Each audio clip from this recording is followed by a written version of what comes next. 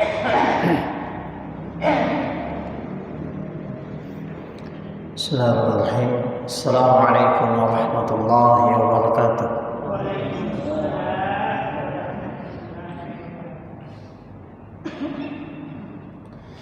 Innal hamdalillah nahmaduhu ta'ala wa nasta'inuhu wa nastaghfiruh wa na'udzu billahi min shururi anfusina wa min sayyiati a'malina. Man yahdihillahu fala mudilla lahu wa man yudlil fala hadiya lahu. Asyhadu an la ilaha illallah wahdahu la syarika lah iqraran bihi wa tauhidan wa asyhadu anna Muhammadan abduhu wa rasuluh sallallahu alaihi wa ala alihi wa sahbihi wa man tabi'ahum bi ihsanin ila yaumiddin, amma ba'd. Kaum muslimin dan muslimat rahimani wa rahimakumullah, kita melanjutkan kembali dari pembahasan kitab Al-Kaba'ir, penyebutan tentang dosa-dosa besar yang disebutkan oleh Allah di dalam Al-Quran dan Nabi kita sallallahu alaihi wasallam di dalam hadis-hadis beliau. Telah berlalu bersama kita bab tentang prasangka. Jadi tidak boleh seorang muslim itu berprasangka sesuatu tanpa dia tabayyun, memperjelas dari hal tersebut. Iya. Karena kebanyakan prasangka itu mengantarkan orang kepada perkelahian, kepada perpecahan, ya, kepada permusuhan. Makanya Allah Subhanahu wa taala di dalam Al-Qur'an telah mengisyaratkan kepada kita semua untuk menjauhi yang namanya prasangka. Allah Subhanahu wa taala menyebutkan di dalam Al-Qur'an, ya ayyuhalladzina amanu jtanibu katsiran minadh-dhann inna ba'dadh-dhanni itsm. Wahai orang-orang yang beriman, jauhilah kebanyakan dari prasangka-prasangka. Ya, kita berprasangka kayaknya itu begini. Nah, itu disuruh oleh Allah untuk dijauhi. Kenapa? Inna ba'dadh-dhanni itsm. Karena sebagian prasangka itu ada yang merupakan dosa. Ada yang merupakan dosa. Sebagian prasangka demikian. Kalau kita berprasangka terhadap seseorang dan ternyata itu keliru, ya maka pasti itu terhitung sebagai dosa. Terhitung sebagai dosa. Makanya Allah Subhanahu wa taala berita, Allah berfirman, in ja'akum fasiqun binaba'in fatabayyanu. Kalau ada orang yang datang kepada kalian membawa berita, membawa kabar tentang sesuatu, maka perjelas dulu sebelum disebarkan, sebelum kita sebarkan. Dan Nabi sallallahu alaihi wasallam juga telah menyebutkan kepada kita sebagaimana hadis yang sudah kita bacakan, bahwasanya bi'sa matiyatar rajuli za'mu, ya, seburuk-buruk pemberian, seburuk-buruk apa yang digunakan, ya, apa yang digunakan oleh seorang lelaki adalah prasangka. Dia menjadikan prasangkanya sebagai dasar dalam segala sesuatu. Dalam segala sesuatu. Kalau prasangka dia baik, maka dia anggap baik. Kalau prasangka dia buruk, maka dia anggap buruk. Dan paling parahnya kalau beragama dengan prasangka. Jelas ya? Jadi berprasangka terhadap orang saja tanpa kita pastikan benar atau tidaknya, itu tidak diperbolehkan, apalagi kalau masalah agama. Ya, kita berprasangka, oh kayaknya ini boleh, oh kayaknya ini tidak boleh, oh kayaknya ini halal, kayaknya ini haram. Itu lebih parah lagi. Jelas ya? Dalam agama tidak ada istilah kayaknya begini, tidak boleh. harus dipastikan kalau memang haram apa dalilnya. Jelas ya? Kalau memang diharamkan apa dalilnya? Iya. Ini harus kita perhatikan ya, karena Allah Subhanahu wa taala ya melaknat orang-orang yang berdusta atas namanya. Bahkan Allah menyebutnya sebagai orang yang paling zalim. Faman azlamu mimman bis-sidqi idja'ah.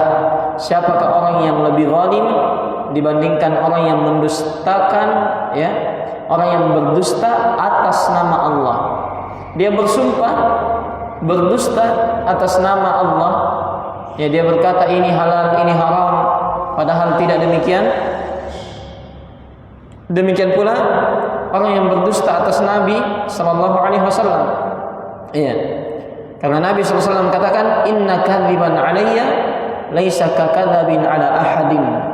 Sungguh berdusta atas namaku itu tidak sama seperti kita berdusta atas nama orang lain. Jadi hati-hati kalau ya datang berita, datang kabar, kita dengar hadis cuma sekedar lewat, tidak kita pastikan sahih atau tidaknya, itu tidak diperbolehkan. Kemudian datang dalam riwayat Al-Imam Muslim dari sahabat Abu Hurairah radhiyallahu anhu, kata Nabi kita alaihi salatu wassalam, "Kafa bil mar'i kadziban."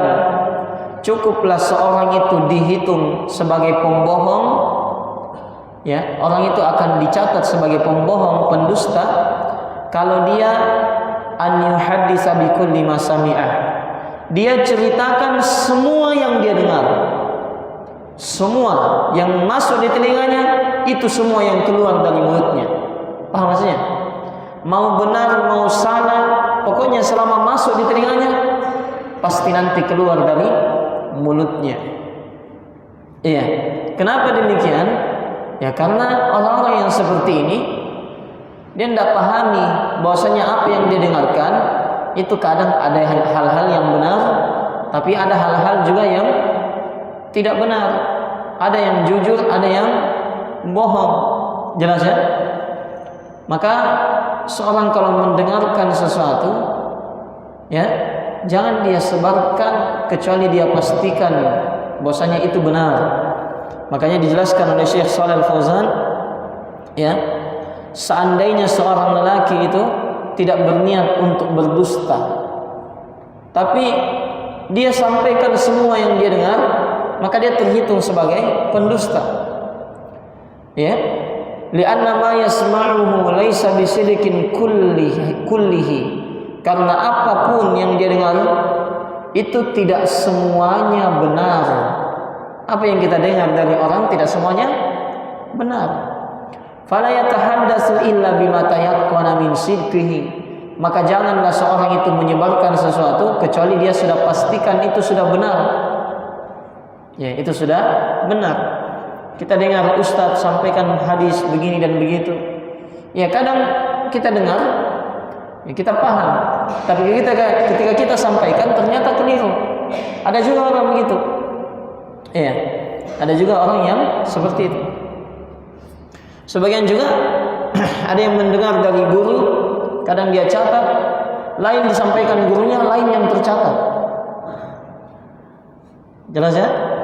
Ya, sebagian perawi hadis, ada perawi hadis yang dijelaskan oleh para ulama, itu dia mencatat kurang panjang tulisannya, akhirnya sesuatu yang harusnya wallahi, tulisan wallahi demi Allah, dikira sama orang demi bapaknya, wa abihi, demi bapaknya, karena kurang panjang garisnya. Itu kalau dalam bahasa Arab. Ya.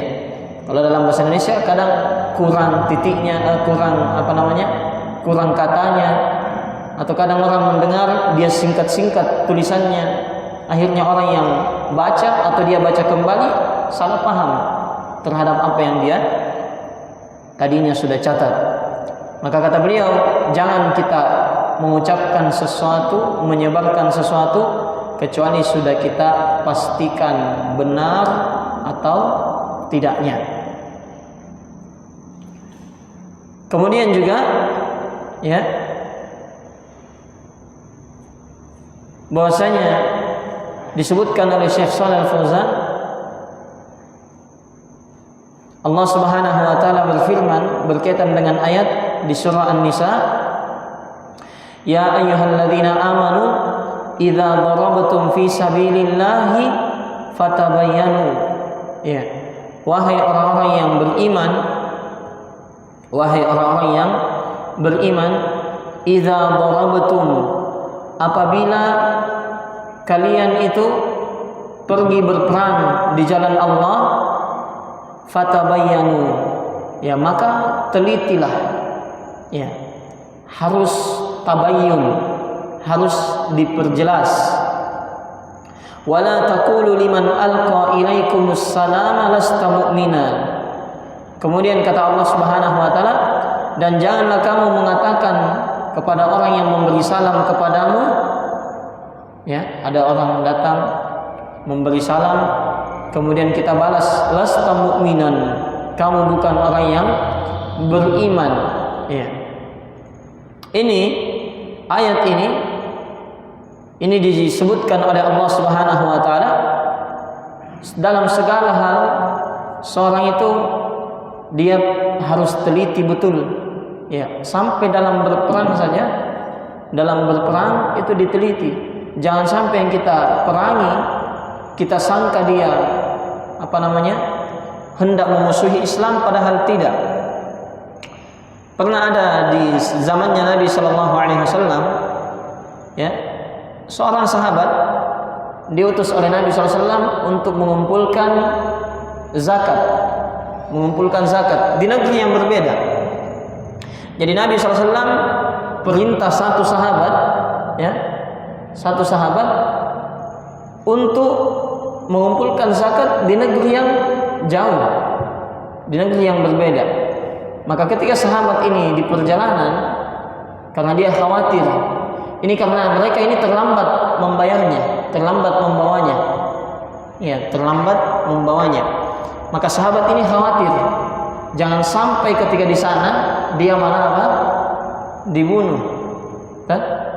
Karena takutnya di sana mereka tidak mau membayar zakat. Memang dia takutnya seperti itu. Maka pergilah dia, tapi tidak sampai ke negeri itu, ya, tidak sampai ke negeri itu, sampai dia kembali kepada Nabi Sallallahu Alaihi Wasallam. Kemudian karena rasa takutnya, maka dia berbohong, ya, dia sampaikan kepada Nabi SAW, mereka tidak mau membayar zakat, padahal belum sampai di sana, belum sampai dia di sana. Ternyata utusan dari negeri tersebut datang kepada Nabi SAW, ya, dia sampaikan uzurnya kepada Nabi, terlambat karena pengumpulannya begini dan begitu. Jelas ya? Ini hampir terjadi peperangan, hampir Nabi SAW memerangi mereka karena kekeliruan ini satu orang ini. Ya, dia ada prasangka dalam hatinya, ya, jangan sampai ini mereka memang tidak mau membayar zakat. Ya, ada prasangka begitu, ada rasa khawatir, ya, sehingga dia kembali kepada Nabi Sallallahu Alaihi Wasallam. Padahal mereka mau bayar zakat, hanya saja terlambat.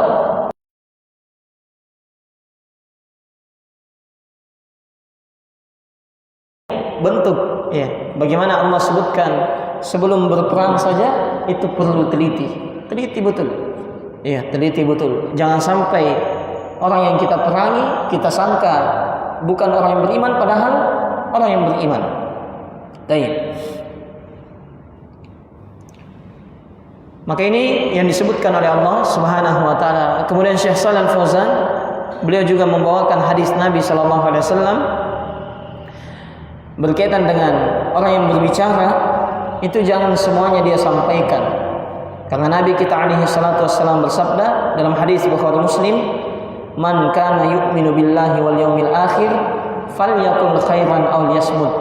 Siapa yang beriman kepada Allah dan hari akhir, maka hendaklah dia ucapkan hal-hal yang baik,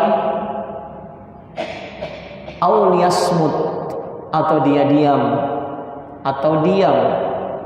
Ucapkan yang baik atau diam, dua pilihannya. Bukan ucapkan yang baik atau ucapkan semuanya.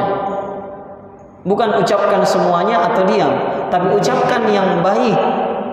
Jadi semua yang kita dengar yang baik itu bagaimana? Tidak menimbulkan permusuhan, ya, tidak menimbulkan perpecahan, tidak menimbulkan kegaduhan, nah, hal-hal yang bermanfaat itu yang kita sampaikan. Hal-hal yang bermanfaat itulah yang kita sampaikan. Dan termasuk hal yang baik kita pastikan kebenarannya, yang kita sampaikan itu benar atau tidak. Kalau tidak bisa, maka perintah Nabi liyasmut, diamlah, wajib. Jelas ya? Fa idza sami'ta kalaman la khaira fihi, kalau kita dengar sesuatu tidak ada manfaatnya, faminal hikmati an takfala anhu, termasuk hikmah perbuatan yang bijaksana adalah kita, ya, takfal anhu, kita acuhkan saja. Ada hal-hal yang kita dengar tidak ada manfaatnya, acuhkan saja. Jelas ya? Wa in kana khairan naqaltahu wa nasyartahu, kalau kalian dengar itu baik, ya, maka kalian nukilkan dan sebarkan. Kalau baik, iya, kalau itu baik. Dan sekarang orang berucap, sekali lagi selalu kita sebutkan, berucap sekarang tidak harus lewat lisan. Berucap itu bisa lewat tulisan. Dengan satu tulisan tersebar ke seluruh dunia. Jelas ya? Bukan cuma orang di kampung kita yang tahu, tapi orang di kampungnya orang juga tahu. Iya. Maka ini jangan sampai kita senang menyebarkan hal-hal yang jelek, menyebarkan hal-hal yang menimbulkan permusuhan. Iya. Karena Allah mengancam siapa saja yang suka menyebarkan keburukan. Paham ya? Kan ini kita di masa-masa kita ini, kita tahu ada keburukan dari sebagian orang, ya, ada kejelekan dari sebagian orang, kadang kita sebarkan. Ya. Hal-hal yang keji ini menjadi sebab siksaan. Allah Subhanahu wa taala mengancam, innal ladzina yuhibbuna an tashi'al fahishatu fil ladzina amanu lahum adzabun alim. Sungguh orang-orang yang senang, ya, orang-orang yang senang agar supaya kekejian itu tersebar di tengah-tengah orang yang beriman, lahum adzabun alim. Ya, sungguh bagi mereka adalah siksaan yang sangat pedih. Fid dunya wal akhirah, di dunia dan di akhirat. Jadi disiksa bukan cuma di akhirat, tapi disiksa juga di mana? Di dunia. Ini kalau senang fahisyah, kekejian itu tersebar di tengah orang-orang yang beriman. Iya. Hal-hal yang buruk, hal-hal yang keji, hal-hal yang merusak perkumpulan, hal-hal yang merusak, ya, rumah tangga, pokoknya merusak kaum muslimin, merusak di tengah-tengah kaum muslimin, maka itu akan dibalas oleh Allah dengan siksaan fid dunya wal akhirah. Di dunia banyak bentuknya siksaan, bisa berupa ujian, ya, bisa berupa musibah. Jelas ya? Demikian pula di akhirat, ya, kalau mereka tidak bertaubat. Kalau mereka tidak bertaubat, maka akan dibalas oleh Allah Subhanahu wa taala. Kemudian berikutnya disebutkan oleh Syekh di sini, bagaimana kalau kita dengar keburukan, ya, yang dimaklumi orang cerita, apalagi kalau ngumpul-ngumpul banyak ceritanya, tidak ada habisnya. Dia bicara, ya, kita pasti dengar. Masa kita mau tutup begini telinga? Tersinggung nanti. Iya. Maka dijelaskan oleh Syekh, kalau andai kata kita dengar hal yang buruk, ya, hal yang buruk, maka kewajiban kita antastur alaihi, kita menutupi keburukan itu. Jangan disebar. Jadi kalau kita dengar keburukan orang atau aib seseorang, sudah terlanjur tersebar, putus sampai di kita. Jangan lagi lanjut. Nah, ya. Misalnya ada aib laki-laki, ya otomatis istrinya tahu. Nah, istrinya tahu, istrinya cerita ke temannya. Temannya ini cerita ke suaminya. Suaminya ini cerita ke temannya si laki-laki. Nah, sampai ke kita, sudah stop. Jangan disambung lagi. Jelas ya? Nah, ini juga pelajaran ya bagi pasangan itu, jangan dibongkar aib pasangannya. Iya, jangan dibongkar aib pasangannya. Iya. Karena dibahasakan di dalam Al-Qur'an, pasangan itu libas. Pasangan itu sebagai apa? Libas. Tahu artinya libas? Pakaian. Iya. Disebut sebagai pakaian. Di dalam Al-Qur'an Allah berfirman, "Uhilla lakum lailatas siyami rafathu ila nisaikum kunna libasul lakum wa antum libasul lahum." Kata Allah Subhanahu wa taala, dihalalkan bagi kalian istri kalian di malam di bulan Ramadan, di waktu malam dibolehkan. Hunna libas, mereka itu pakaian, lakum untuk kalian, wa antum libasun lahun, dan kalian pakaian untuk mereka. Tahu fungsinya pakaian? Hah? Menutupi apa yang menjadi aib kita, privasi kita. Hah? Sama halnya pasangan demikian Allah bahasakan. Jadi lafaz kata per kata dalam Al-Quran itu pemilihannya luar biasa. Akhirah, siapa yang tutup aib seorang muslim, maka Allah akan tutup aibnya di dunia dan di akhirat. Di dunia dan di akhirat. Maka ini harus selalu kita ingat ya. Jadi apa saja yang kita dengar, mau itu kebaikan atau keburukan, kita timbang. Yang kita sampaikan yang ada saja manfaatnya dan benar beritanya. Jangan bersandar pada prasangka-prasangka. Iya. Jangan bersandar pada prasangka-prasangka, karena kebanyakan dari prasangka itu kebanyakannya adalah dusta. Iya, kebanyakannya adalah dusta. Karenanya kata Nabi sallallahu alaihi wasallam, "Iyyakum wadh-dhann, fa inna adh-dhann akdzabul hadis." Jauhilah prasangka, karena prasangka itu adalah ucapan yang paling dusta. Ya, ucapan yang paling dusta. Ya. Kita pastikan dulu, tabayyun dulu berkaitan dengan apa yang kita dengarkan benar atau tidaknya. Kalau baik kita sebar, ya kita sudah tahu benar misalnya. Kalau baik kita sebar, kalau tidak maka kita tahan. Itu kewajiban kita sebagai seorang muslim. Kemudian berikutnya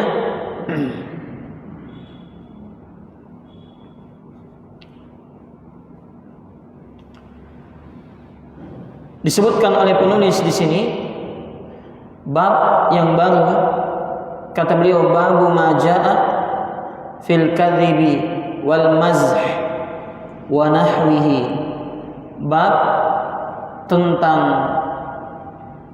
dosa besar berkaitan dengan bohong, demikian pula al-mazh.